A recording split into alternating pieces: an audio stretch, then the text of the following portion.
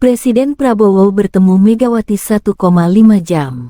Sejumlah politisi Partai Demokrasi Indonesia Perjuangan tidak membantah adanya pertemuan antara Presiden Prabowo Subianto dan Presiden kelima RI sekaligus Ketua Umum PDIP Megawati Soekarno Putri di Jakarta, Senin, tanggal 7 April tahun 2025 malam.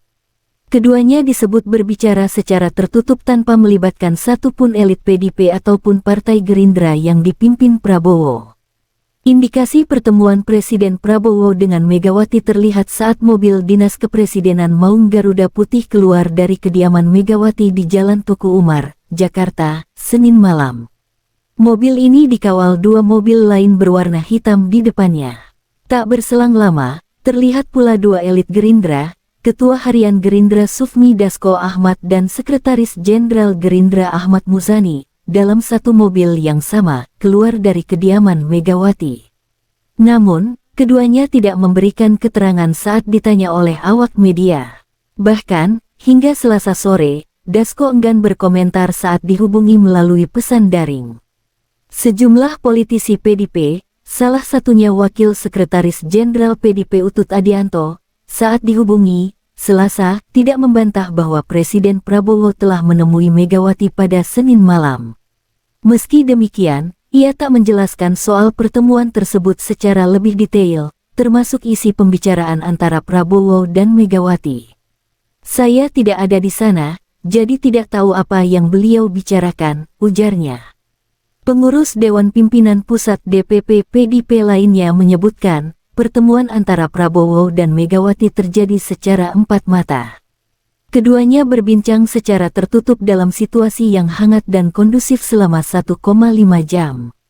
Meski sebelumnya ada sejumlah politisi Gerindra yang datang ke kediaman Megawati, tidak ada satupun yang mendampingi Prabowo dan Megawati. Ada sejumlah pengurus DPP PDIP dan Gerindra, tetapi mereka ada di ruangan lain saat Bu Mega dan Pak Prabowo bertemu empat mata, ujar salah satu elit PDIP yang meminta tak disebutkan namanya. Selain sejumlah politisi PDIP, salah satu anggota Kabinet Merah Putih juga membenarkan terjadinya pertemuan tersebut.